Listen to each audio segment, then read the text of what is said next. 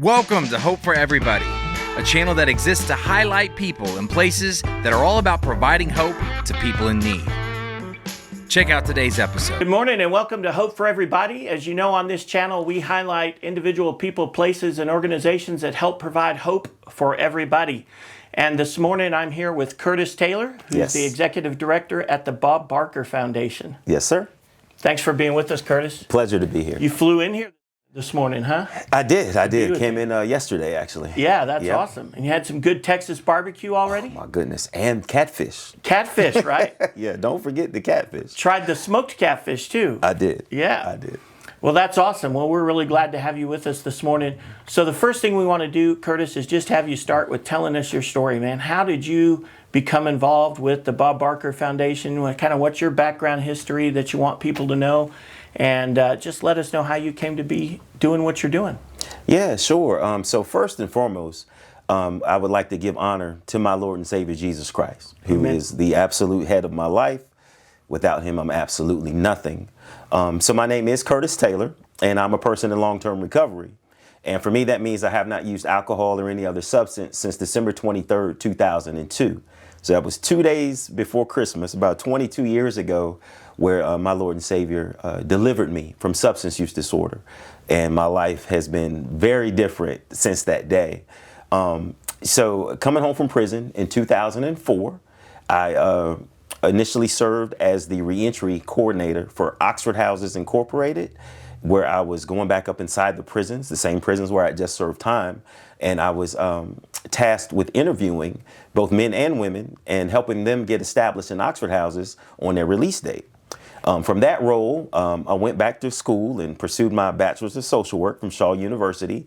And some years later, I became the executive director of the Alcohol Drug Council of North Carolina, which was a nonprofit organization in North Carolina that its main function was a helpline for all 100 counties for any North Carolina citizen that was seeking services for substance use disorder and other behavioral health issues as well. Then I got a phone call about the role of executive director of Bob Barker Foundation. I read the job description and was in love instantly. And it is definitely a God thing. I could not be more grateful or more proud to work for the Bob Barker Company. And its leadership is phenomenal. I'll give you an example. The vision, if you will, of the Bob Barker Company is to transform criminal justice while honoring God in all that we do. Now, that's the vision of the company, not the foundation. The foundation obviously is focused solely on supporting nonprofit organizations all over the United States that are involved in the work of reentry and recidivism reduction. That is awesome. Yes, sir. A couple of things stood out to me when we were having our conversation at the restaurant, where you mentioned the fact that the founder of the organization kind of got to a place where, tell us about the Bob Barker Company and what they do to make money. What does the Bob Barker Companies do? Yeah, so the Bob Barker Company is over 50 years old. And Mr. Bob Barker, by the way, this is not Bob Barker from television. Price is Right, right? Yeah, I know that's everybody's first assumption a lot of times. Hopefully, the more interviews I do like this, we can change that, right? There you go. They'll think about this Bob Barker first. But it's not the one from TV. It's a family-owned company out of Fuquay, North Carolina. And they're probably the world's largest supplier to prisons and detention centers for everything from deodorant and toothpaste, uniforms, mattresses, you name it. Everything that an individual needs to function effectively when they're in that incarcerated environment. And so Mr. Barker, who's well over 90 years old now, and his wife Pat, they established the company back in 1972, and it has been a very, very prosperous endeavor.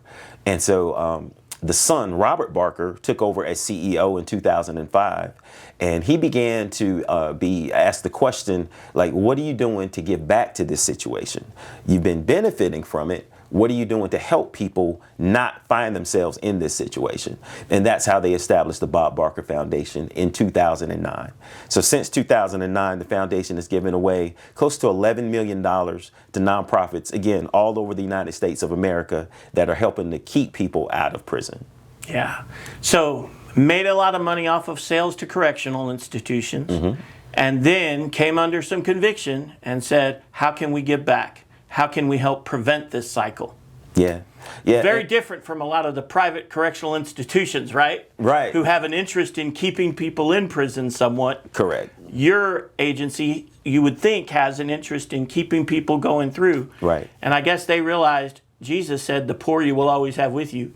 There are always going to be people going in and out of prisons. Unfortunately. You don't have to worry about keeping them there. Unfortunately. Right. But the family has been asked that question many times, Yeah. and their response is, well, if we shut down prisons, then we'll just change our business model. There you go. And we'll be more than happy to do that. That would be awesome, wouldn't it? It would That be would a be probably the rejoiceful day. greatest public community service Absolutely. that they could do. Yeah.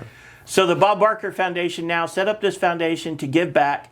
They were looking for the right guy to lead that foundation, to be the executive director, and they brought you in. They did a national search for their new executive director and chose little old me. And I love what you, and I love what you said too yesterday during our conversation when you said that, you know, as the nonprofit executive director with the Council on Drug and Alcohol, the toll-free line for the people in the community. Yes. You were the guy that was raising money all the time. Constantly. Now you get to write checks to people.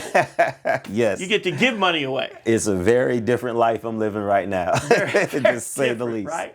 That is awesome. That is really cool. Yeah. So the Bob Barker Foundation, I think we discussed yesterday, gives around, what, $1 million, $2 million a year in Roughly. grants? Roughly. None of the grants are over $25,000. Correct. And because your goal is to spread that money literally all over the U.S., right? That is correct. Do you do international giving too, or pretty much only, U.S.? only the United States. Okay. Yes. So lots of foundations, you know, this is very interesting for our listeners. For those of you who don't know, lots of foundations are very, very geographically limited and restricted.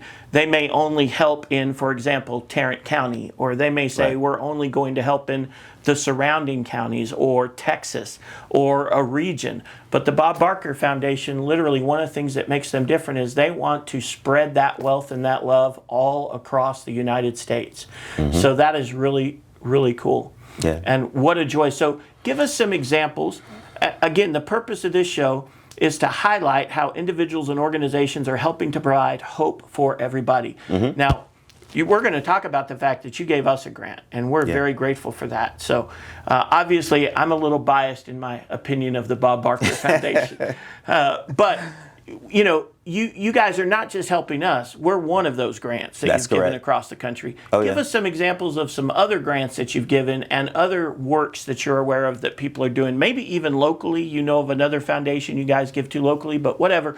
Give us some examples of other organizations that you guys have helped and some things that people are doing to help provide hope for everybody. Yeah, sure. Here in Texas, the first one that comes to mind would be Bridges to Life with Jim Buffington. Yeah. We've been a long-time supporter of that program. Phenomenal. If you don't know Jim's story, you absolutely must pull it up online and listen to it. That program focuses primarily on restorative justice, right? And many different aspects of that. But I mean, the interventions, as you can imagine, they vary. Probably the most effective intervention that we get the most excited about is higher education. Recidivism rates are, 2% and less, if you can imagine. So Hudson Link for higher education is probably the one that we've supported the longest in that regard. Hudson Link? Hudson Link for higher education in prison. It's based out of New York. Okay, that's one I haven't Sing heard of. Sing prison up there. Sean Pica is their director. Okay. He's another one you got to get down here and get on Awesome. camera as well. Campbell University there in North Carolina has a tremendous higher education program in the prisons, but they're all over the United States. Tennessee higher education in prison program, and Have you guys helped Shalom Seminary? Are you familiar with that one? Shalom Bible College and I Seminary? am not off the top of my head. No, And I know you give to Metanoia, we do. similar ministry to ours as far as their approach to theology and things. Yeah. We do. Yeah. And so the Barker family themselves, and they don't mind me saying this on camera and publicly, are very much Christian, very Christian-hearted, servant-hearted people. And so a lot of the programs that we do fund are faith-based, but at the same time, a lot of them are not. So it's not a one-size-fits-all. We understand that there are prisons all over the United States, and there's needs. There's unique needs for individuals everywhere. We even support one program, for example, that is dedicated solely to people who've been doing 20 years plus. Okay. Right? Yeah. Probably a very, very difficult population to work with. Yeah. but having phenomenal results as well. Some of You're the familiar programs with the support seminary youth. program, probably. Yeah, Joe seminary in Gibbs. Texas and the seminary in Louisiana. No, I'm familiar with the one in North Carolina. Okay. Joe Gibbs, he has a program that supports seminary degrees, 4-year degrees actually. Yep. And they become, they call them field ministers. Yep, that's what they do same in thing here? Texas, Okay. the Heart of Texas Foundation. That's what they do. Okay, Yeah, excellent. we need to get Grove Norwood on the program to talk about the Heart of Texas Foundation. Yeah, absolutely. Yeah, you may be introducing me to some new programs that Yeah. even I'm not aware of. Absolutely. That's what we're here for.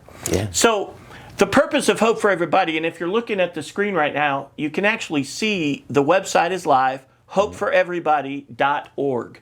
Visit hopeforoverybody.org. The purpose of hopeforoverybody.org, first and foremost, is to connect nonprofits with each other and to foster communication and collaboration. Yeah. There is not, to my knowledge, an online platform out there that does that this way. There are lots of nonprofits out there, and I'm sure that you see this.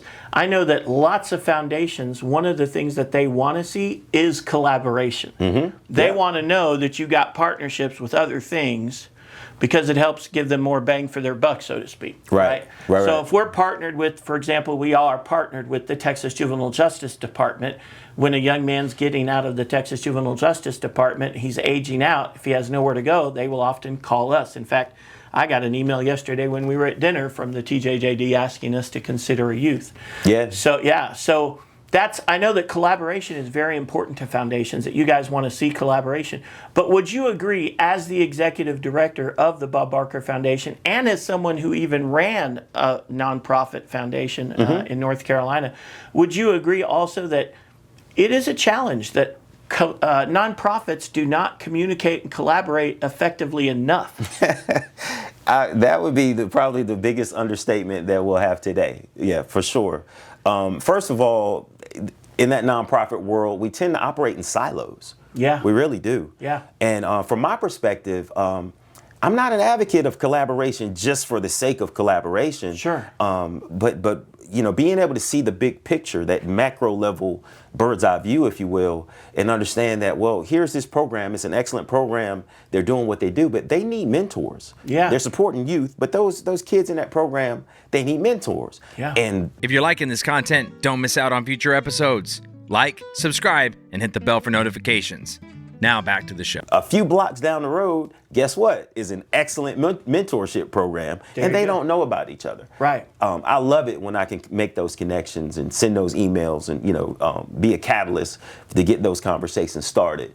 Housing is a big one. A lot of programs have excellent transformational aspects to it, right? From the inside out, especially Sure. on a spiritual basis, behavioral health and so on. But housing is a monster. Right? It's super expensive. Correct.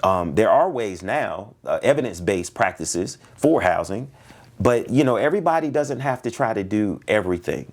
One of the guys, one of my colleagues, he always says, Curtis, you can do anything, but you can't do everything. And so whenever you can partner in those ways and create that synergy and make it less cumbersome for everyone, then everyone is helped just that much more. Yeah. So I love what you're doing here with this website. Yeah, we also have Community Learning Centers is a local nonprofit educational vocational training program, and we're partners with them. And they provide mentors to the Timothy program youth that come out of TJJD. Excellent. They receive funding through a program called YORP, which is the Youth Offenders Reentry Program. So they receive federal funding for that program, and those mentors mentor the youth while they're inside TJJD, and then they follow them when they get out here, and they work with our youth in that way too. So we love have it. the collaboration between the Community Learning Center, and we have the collaboration with the Texas Juvenile Justice Department. We're all three kind of just there working and doing. Our piece, of course, is the housing and the curriculum we provide, but we've got the mentors, we've got job training, Right. and other things that we collaborate with. I think 'cause even- we can't do it all. Even yesterday, we even talked Yeah. about organizations that give cars, Yeah, right, yeah. or at least help people get established transportation. Right, yeah. And I yeah. gave the example, which the people who have watched this podcast or seen our broadcast know. The example I always give is of the car repair situation, where we had spent a lot of money on car repairs for our guys. And then I found out there was a car repair nonprofit literally 15 minutes from my office. And I'm like, how did I not know they existed? Right, You know? right. We could have been giving that money to them, you know? Absolutely.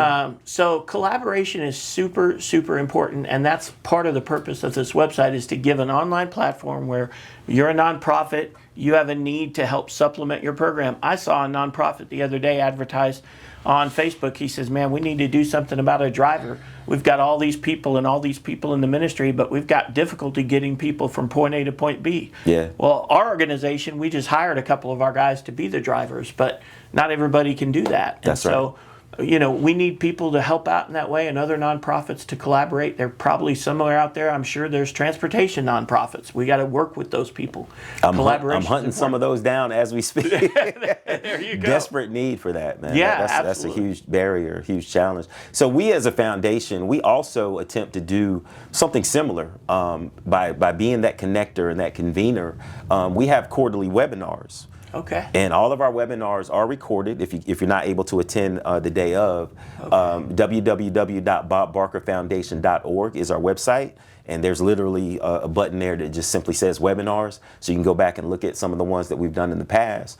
But a lot of the conversations that take place, both right there online and during the chat, are folks from all over the nation that are becoming aware of one another for the first time and establishing connections and conversations taking place. Awesome. So again, I love what you guys are doing.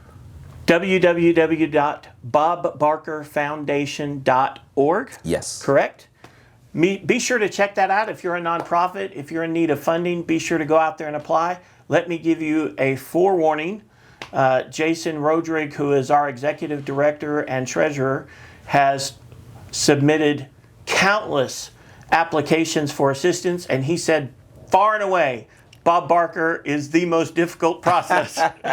We made the cut. We did get funding, goodness. but he said it is one of the hardest processes he's ever been through. So just be prepared. Don't let that scare you. Jason's need being some help. dramatic. It's not that bad. But it's difficult because they want to screen and help the right people. And so we want to encourage you to be sure to check that out. And I know I want to get on that community board and participate in that discussion as well. That's very helpful to know. I did not know about that. So bobbarkerfoundation.org.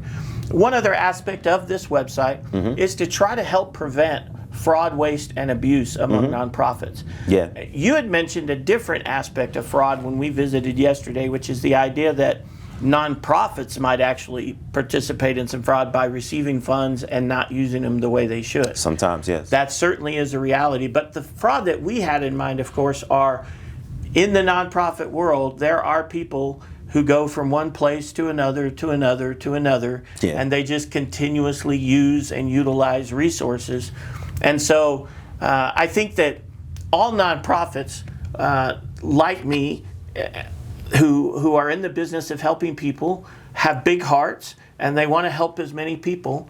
And so when they hear about the idea of kind of a screening system to help prevent fraud, waste, and abuse, they get a little skittish because they're like, no, we still want to help people. We needed help. We needed people to be there for us 2 or 3 or 4 or 5 times, right? Amen. So certainly that is a legitimate concern. But what I explained was what it will help them do is work a little smarter. So, you know, maybe we're not going to be as quick to buy a car for that person or to help them get their own place if we know that they're just going to likely relapse or go back to the same situation again. Yeah. Would you agree that it is certainly important for nonprofits, in the interest of being a good steward of the resources they have while being charitable, also to be careful in the way that they use funds and to have an idea for the people coming through the door? Would you agree that that would be helpful for the nonprofits? I would certainly, yes, I agree with that, right? It's somewhat challenging for me to make that statement, right, when I think about my own lived experience. Right. And how many opportunities that I needed. I just got chills just even thinking about it. And God forbid, like, if any one of those doors that I needed open would have been shut in my face at that particular time, where would I be today, right? And so, I don't know. Still, with all that said, yes, I believe it would be helpful. If nothing else, it would give some direction and guidance, if you will, for how best to help that individual. Right. Maybe it's not time for this individual to have transportation. Maybe that's a dangerous thing and a risk for them. Absolutely. Until they get X amount of, clean time under their belt and so on and so forth. So I get it. But I'll always lean towards mercy triumphs over justice, right? Oh, yeah. And, there's no telling how many times I needed and sought help, and it wasn't necessarily going to be my last time, but here I am today. And so what I understand is that if I'm redeemable, after all of the mistakes that I've made, and still making them every day, by the way, but if God saw fit to redeem me, to deliver me, to lift me up and prop me up and put me on, give me a platform to help other people, then, I know for 100% certainty that everybody is worthwhile and deserves another chance. We got plenty of guys in this ministry that will attest to you that we've been down that road with them many times, and we keep welcoming them back and keep helping them and keep providing for them. So that is definitely the heart of anybody that does what we do. Sure. Well, that comes across instantly when you interact with you and your team. So the cost of this is anywhere from, I think the lowest price point is $25 a month for a nonprofit, a small nonprofit, to be able to participate, up to, I think, a couple $100s a month for a really large nonprofit with a lot of clients to be able to participate. Right. Another aspect of it is going to have kind of a customer relationship management system on the backside, so that smaller nonprofits will really have a way to communicate with each other within their organization and with their clients through a private messaging system and things like that. So with that in mind, would you say that for $25 to $150 a month, depending on the size of the nonprofit, it would be well worth their value to subscribe to an organization that's going to give them all the access to the other organizations and their clients? It certainly sounds that way to me. The reality is that as we travel around to different conferences, going and visiting different places, we never know who we're going to meet. This entire platform is dedicated to synergizing and effectively being that catalyst to make you meet other folks.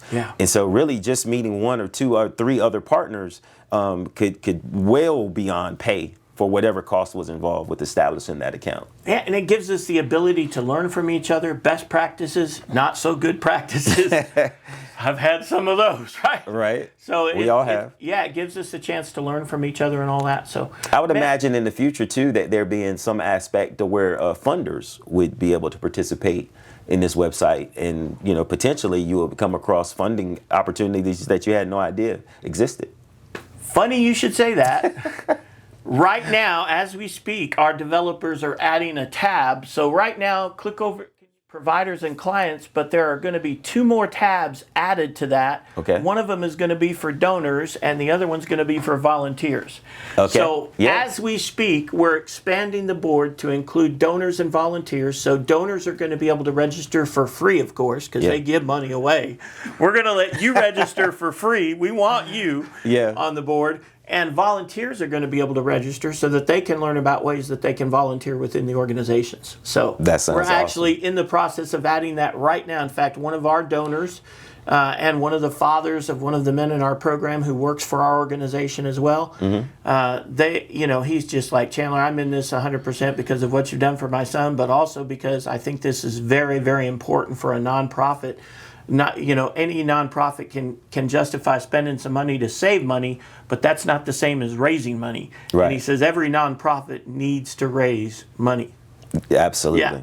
So we're gonna you'll get another application from us at the next cycle. You don't purposely make mine more difficult, right? I understand. I get it. So. Hey, that's right. We want everybody else to think it's too difficult, so don't apply, so we can go back and apply and get what they have to offer. What's the giving cycle at the Bob Barker Foundation? How often do you guys review applications and everything? Yeah, so we review, so this year, for example, we're reviewing 9 applications per month. So I believe that's 108 different applications that will be reviewed in the year 2025. But you review every month? Every month, that's correct. And how often do you make decisions? Every month? Every month. Yeah. Oh, wow. Okay. Yeah. Yeah, that's very different from a lot of foundations. Right. A lot of foundations are once a quarter or once a year even. Yeah, yeah. We actually take it a step further in that. So it's not just me or me and the trustees sitting down and reviewing applications and making those decisions from one month to the next. We go from department to department inside the Bob Barker company. And our team members, from leadership to essential team members and everything in between, they are doing and participating in those application reviews and helping to give funding recommendations to the board of trustees every single month. So our team members at the company take complete ownership and take pride in the fact that Bob Barker Company puts its money where its mouth is. The way it's described is that the company tithes a percentage of revenue every single year, and those are the funds that support the work that the foundation does. Are your employees tied into the giving program also? They can be. That's completely voluntary, obviously. I was really surprised. BNSF Railway, for example, if one of their employees makes a gift to us, they match it 100%. Yes. That's crazy. Yes. I mean, that's really amazing. Our company has that same aspect up to a X amount of dollars. I forget what that total number is. Okay. But it's pretty significant. So when can I come buy everybody lunch? Come on through, That's brother. awesome. I'll speak for myself. You come buy me lunch anytime. Okay. But you asked about our cycle. And so the way we're set up is we don't have a set window of time. The portal opens every single January 1st. Of each year. So the next time the portal will open, it is closed right now. Okay. It'll open January 1st, 2026. And there's no set amount of time it stays open. It's more about the numbers. So I told you this year, we're reviewing roughly 108 different applications. So once I have enough legitimate options in the portal to look at, then it no longer makes sense for us to continue accepting new applications. Sure. Because it could be like a year and a half before we would even be able to look at it. Right. And so that wouldn't make a lot of sense for anyone. So you get all your applications within the month of January for the upcoming year. It varies. It might stay open until February, March. Okay. For that matter. But yes, we do tend to get bombarded within the month of January because a lot of folks know that the portal opens January 1. We're always going to be first come, first serve. Gotcha. So everyone tries to be the first ones in. Oh man, listen, Curtis, I really appreciate you flying in and visiting with us. Of course. For this opportunity for this program. We're so excited about the way that the Bob Barker Foundation is helping to provide hope for everybody. Thank you for joining us for this episode, and we'll look forward to seeing you on the next one. Thank you. If you'd like to be a part of the show and tell us your story, please visit us online at hopeforeverybody.org.